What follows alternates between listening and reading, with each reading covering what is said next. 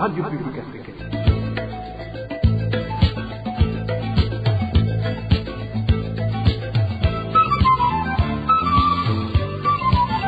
Radio Publique Africaine.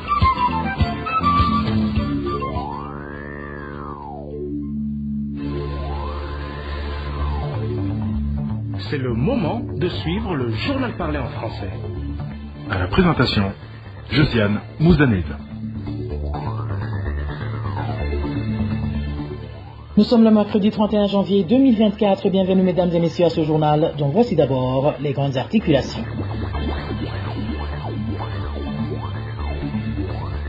Gitega veut cacher la vérité sur ce qui se passe en République démocratique du Congo, surtout en ce qui est des pertes en vies humaines. Cela transparaît dans la récente décision de confisquer les téléphones portables à tous les militaires envoyés dans cette mission, des téléphones qui leur permettaient d'informer les leurs et de les rassurer.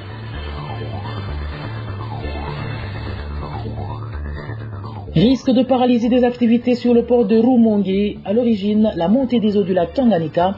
Les habitants des environs, de même que les agents de ce port, lancent l'alerte. Vous aurez les détails dans ce journal. Dans ce journal, nous vous parlerons également de la situation sanitaire dont font face les Burundais réfugiés au camp d'Onduta et Nyarugusu en Tanzanie. Des réfugiés confrontés à plusieurs maladies alors que les hôpitaux font défaut. D'autres ayant déjà été fermés. Voilà pour le sommaire. Tout de suite, le développement de ces titres.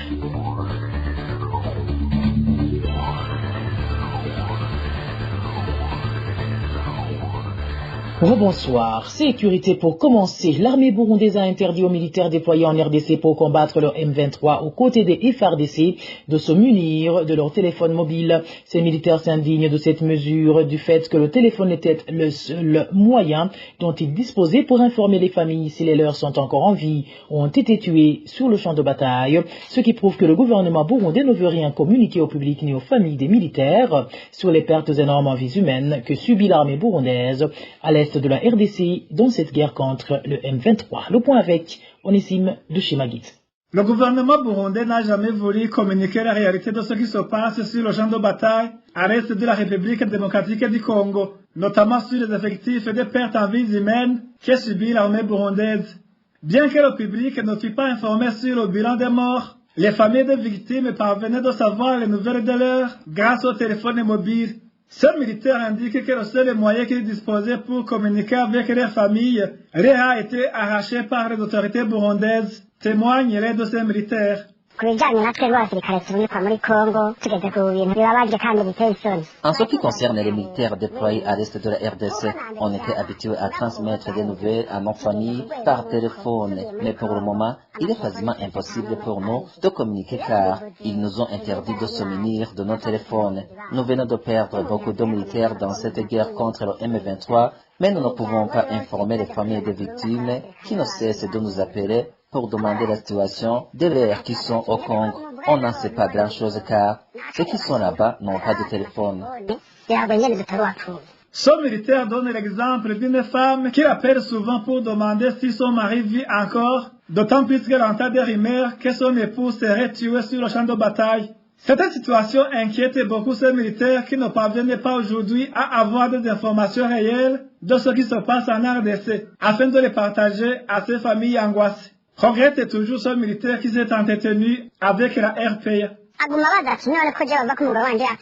Et les demandes sans cesse certains parmi nous qui sommes au Burundi si son mari vit encore. On répond qu'on n'a aucune nouvelle de lui car son téléphone n'est pas en ligne.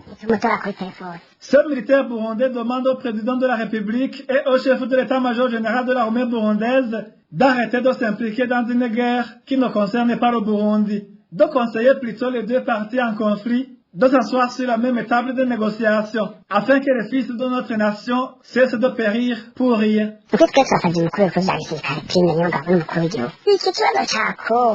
Vraiment, nous demandons avec insistance au président de la République et au chef de l'état-major général de l'armée d'arrêter de s'impliquer dans cette guerre qui se déroule au Congo. Qu'ils cessent de nous envoyer périr là-bas pour l'intérêt d'un petit groupe égoïste. Nous l'avons dit et nous ne cesserons pas de le rappeler. Le conflit entre le gouvernement de la RDC et le M23 ne nous concerne pas. Si ce pays abrite des groupes armés qui sont hostiles au gouvernement burundais, je pense qu'aller combattre le M23 n'est pas une solution. Quel est l'intérêt que le Burundi tire de ces pertes en vie humaine que l'armée ne cesse de subir sur le champ de bataille? Nous demandons à notre président de conseiller son homologue de la RDC d'accepter de négocier avec le M23 afin d'éviter des morts inutiles. Excellence, Monsieur le Président, réfléchis en paix et décide-toi d'arrêter de verser le sang des Burundais. Toi aussi, le chef de l'état-major général de l'armée, arrête d'encourager le président de nous envoyer pour périr dans ce pays. Selon les informations en provenance de nos sources au sein de l'armée burundaise, des centaines de militaires burundais auraient été tués depuis que le président Evariste Ndayishimiye a décidé d'envoyer les troupes à l'est de la République démocratique du Congo pour combattre contre le M23 aux côtés des FARDC et leurs alliés. Les mêmes sources font savoir que la majorité des victimes ne bénéficient pas d'une inhumation digne, car leurs corps seraient jetés dans des fosses communes en RDC et sont aussi carbonisés. Onizim Dushima-Guidé, avant d'entamer une pause, rendons-nous en commune Kanyosha où 2 personnes sont mortes la nuit dernière sur la colline Nyamaboko de la zone Kienzi. Nous sommes en province Bujumbura. Il s'agit de Richard Nzohawonayo et de sa femme qui sont morts suite à l'effondrement de la maison dans laquelle ils dormaient. Une maison qui s'est effondrée suite aux fortes pluies qui s'y sont abattues la nuit de mardi à mercredi. Les habitants de la mairie de Bujumbura continuent à faire face à une vie chère suite à la montée des prix des produits de première nécessité. C'est entre autres le charbon de cuisine dont le prix monte chaque mois. Conséquemment, les habitants de Bujumbura peinent à trouver et les vivres et le charbon nécessaire pour la cuisson. Le point avec Elvis Neomongue. Survivre à mairie de Bujumbura relève actuellement d'une véritable école. Les produits de première nécessité deviennent chers du jour au lendemain. Tout comme les produits vivriers, les habitants de la mairie de Bujumbura font face à un autre problème, c'est celui du charbon. Ce dernier est devenu énormément cher. Le prix monte quasiment chaque mois depuis un peu plus de 4 mois, comme le témoigne cet habitant de Bujumbura. Dans une période de 4 mois, un sac de charbon est passé de 40 000 francs à 80 000 francs. On va la moitié du sac à 60 000 francs. Vous comprenez que nourrir la famille relève d'un parcours du combat. Dans la capitale économique du Burundi, donc, avoir de quoi cuire pour nourrir les enfants est un problème et trouver du bois de chauffage relève d'un autre problème. Au moment où je vous parle, tu peux avoir des vivres mais manquer du charbon pour la cuisson. Avec le charbon de 2000 francs, tu ne peux pas cuire des haricots pour la famille. Alors si tu reviens sur le salaire d'un fonctionnaire de l'État, ça devient grave. Du charbon pour 3000 francs par jour, ça fait 90 000 par mois. Ajouter la ration et tous les produits qui sont devenus extrêmement chers, ça devient un casse-tête. Les habitants de la capitale économique demandent au gouvernement de faire tout ce qui est à leur pouvoir pour remettre sur les rails l'économie burundaise. Elvis Niomungi, et cette situation semble préoccuper le parti politique Codebu, de même que l'absence de la bonne gouvernance et de la culture démocratique. Pour Kefani Bidzi, président du dit parti, il est regrettable que la culture démocratique se détériore au fil et à mesure que la période des élections approche. Je vous propose de l'écouter. Le parti Codebu est préoccupé par la précarité de la situation socio-économique de notre pays, ainsi que la détérioration de la culture démocratique et de la bonne gouvernance. Là, il faudra prendre par exemple comment notre monnaie a été fortement dépréciée, à telle sorte qu'il y a d'ici peu, pour avoir par exemple 10 000 shillings tanzaniens, il fallait 8 000 francs burundais. Maintenant, il en faut 18 000 francs burundais. Et pour avoir 10 000 shillings ougandais, il fallait avoir 5 000 francs burundais. Maintenant, il faut avoir au moins 12 000 francs burundais. Cela donc va avec la hausse des prix des denrées de première nécessité parce que la plupart des produits de la sous-région sont importés à travers ces deux pays. Cela donc est occasionné certainement par l'impunité qui s'observe notamment pour les auteurs et les présumés auteurs de détournement des biens publics, ainsi que l'activité démocratique qui se détériore progressivement au fur et à mesure qu'on approche les élections de 2025 et 2027.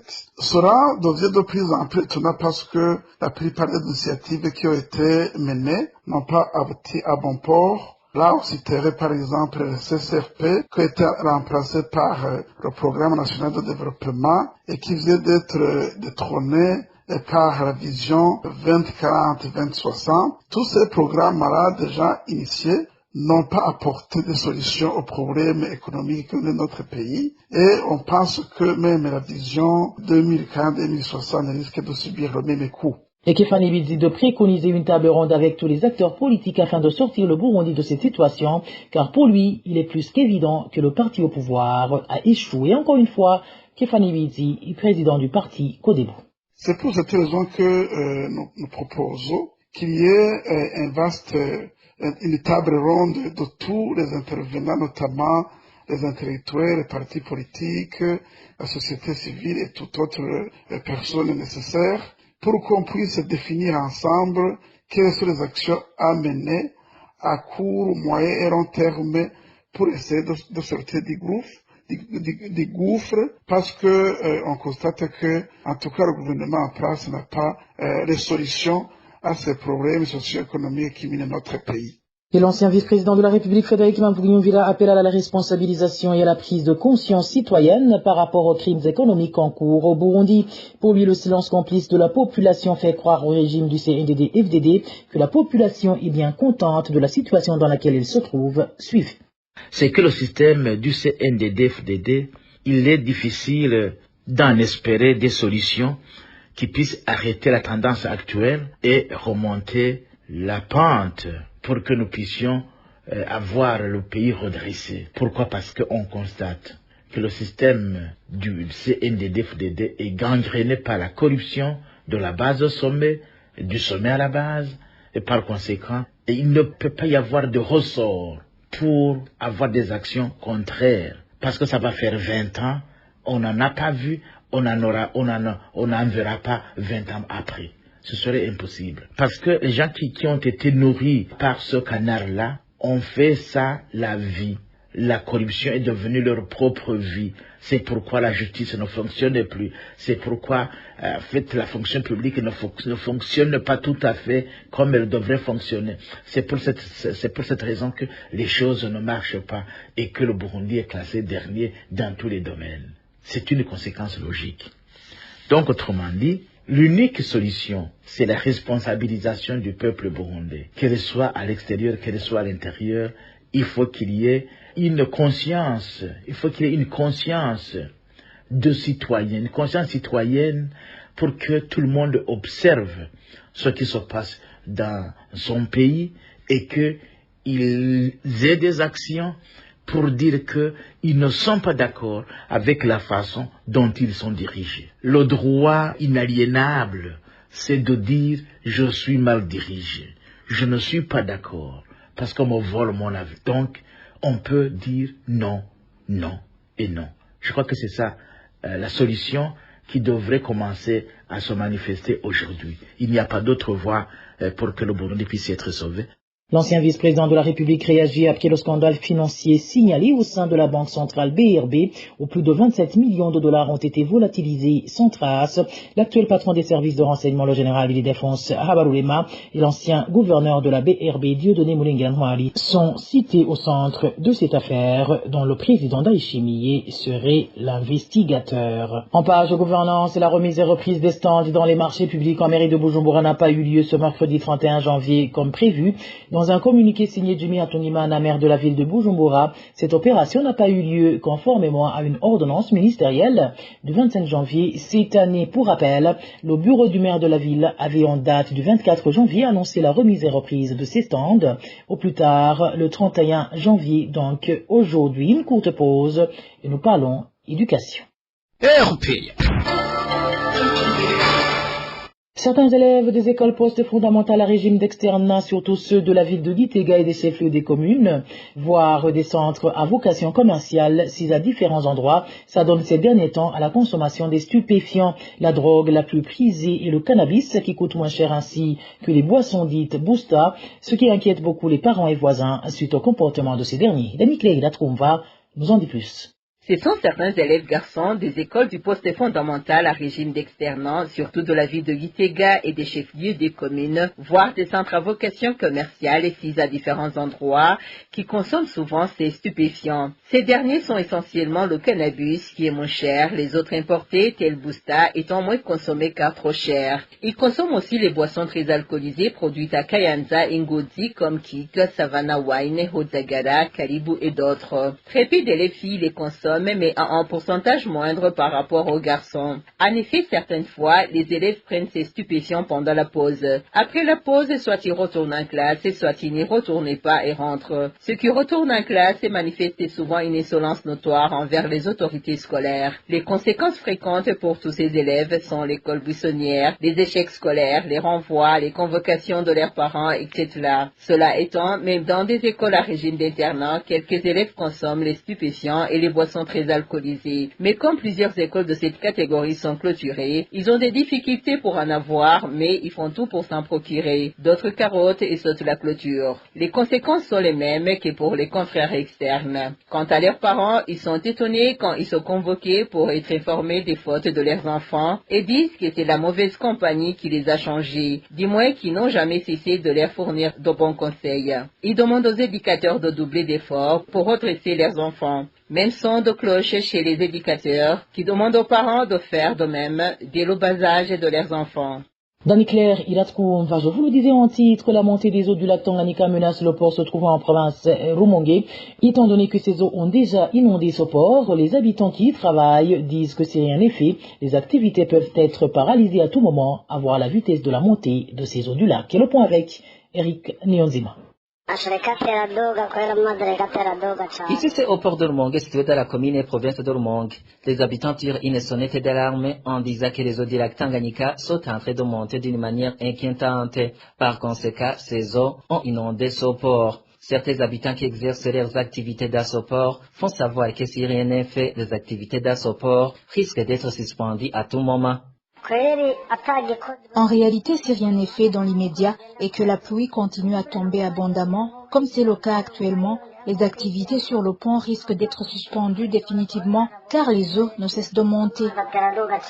Notre source sur le port de Rumongue indique également que certaines activités sont déjà perturbées du fait que ceux qui font le métier d'embarquer et de décharger les différentes marchandises passent dans les zones qui commencent à prendre l'ampleur dans ce port. Et certains bureaux ont été abandonnés car ils sont inondés par les eaux du lac Tanganyika. À propos de ce problème qui préoccupe les habitants qui travaillent sur le port de Rumongue, la rédaction de la RPA, nous n'avons pas pu joindre l'administrateur de la commune de Rumongue, Augustin Minane, pour nous dire ce que le gouvernement prévoit de faire. Merci à toi Eric Nyonzima. Et puis hors de nos frontières, le paludisme est de nouveau un casse-tête dans le camp des réfugiés burundais de Nyarugusu en Tanzanie. Actuellement, même l'accueil des patients est devenu tellement difficile à cause de leur effectif qui ne cesse d'augmenter. Les détails avec Inès Gakiz. Plusieurs réfugiés du camp Nyarugusu souffrent actuellement du paludisme. Suite à l'effectif élevé de patients, les réfugiés parlent d'épidémie et plus inquiétant, les dispensaires du camp de Nyarugusu commencent à être dépassés selon ce réfugié. En réalité, le paludisme est devenu comme une épidémie ici dans le cas et c'est pourquoi les patients sont nombreux, que ce soit du côté des Burundais, de même que des Congolais de son cas de Nyarugusu. En plus, que ce soit pendant la journée ou pendant la nuit, les dispensaires sont pleins de malades tout le temps. Pire encore, c'est la malaria est très présente ici, plus que d'autres maladies. Moi, je considère la malaria comme une épidémie à présent. Malheureusement, la Croix-Rouge ne nous donne plus de médicaments. Actuellement, suite à cette augmentation de cas, l'accueil des malades est très difficile. À cela s'ajoutent les réfugiés congolais du même camp qui viennent se faire soigner du côté des Burundais car ils n'obtiennent pas de médicaments dans leur structure sanitaire. Les réfugiés du camp de Nyarugusu estiment encore difficile l'éradication de cette maladie car même le programme d'imprégnation des ménages a été suspendu. Ce qui est clair pour le moment est que même les Congolais, après avoir découvert que la Croix-Rouge ne donne plus de médicaments, ils sont venus par la suite se faire soigner aux mêmes endroits que les réfugiés burundais. Et comme conséquence, cela a compliqué la tâche aux infirmiers car ils ont vu l'effectif des patients augmenter à quelques instants. Dès lors, les malades ont commencé à attendre longtemps avant d'avoir accès aux consultations. Donc pour le moment, tu peux passer toute la journée au dispensaire en attendant que tu sois accueilli. Pire encore, avant qu'il y avait un programme d'utiliser les insecticides dans nos maisons pour tuer des moustiques et d'autres insectes, mais cela fait 2 ans que ce programme est suspendu. Les informations en provenance de ce camp de Nyarugusu font savoir que les réfugiés ne reçoivent même plus de moustiquaires imprégnés comme avant. Actuellement, seules les femmes enceintes ou encore des ou ayant des bébés ont le droit d'avoir des moustiquaires imprégnés. L'un des facteurs qui, selon ces réfugiés, a fait que la plupart des réfugiés sans moustiquaires attrapent le paludisme. La rédaction de la RPA n'a pas encore pu joindre le responsable du camp de Nyarugusu pour s'exprimer à ce sujet. Inès Gachiza de Nyarugusu cap sur Nduta où les réfugiés du Dikan craignent l'éventuelle suspension des soins de santé après que l'ONG IRC ait fermé ses portes depuis ce mercredi. Ces réfugiés indiquent qu'il leur sera très difficile d'accéder aux soins car il reste un seul centre de santé, un centre qui n'a pas de capacité suffisante pour assister tous les réfugiés de ce camp. Suivez le témoignage de ce réfugié qui s'est confié à la RPA. L'organisation non gouvernementale IRC ne travaillera plus dès demain et nous ne voyons pas une autre organisation qui va la remplacer. Et même, il faut savoir qu'il n'y a aucune organisation qui fera ce travail. Demain, ils feront la remise avec les Nations Unies.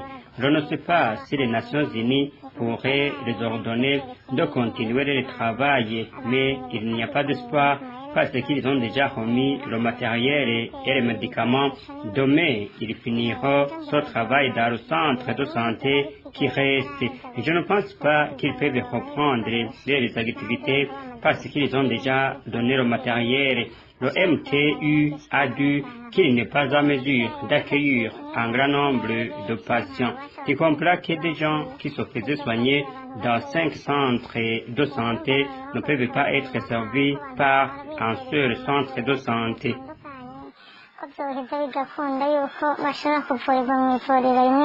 Et voilà mes fidèles de la RPA, c'est par ici que prend fin ce journal en français. Merci pour votre aimable écoute.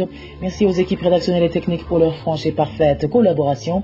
À la présentation de ce journal, vous étiez avec Josiane Mouzaneza. Passez de bons moments chez vous. Au revoir.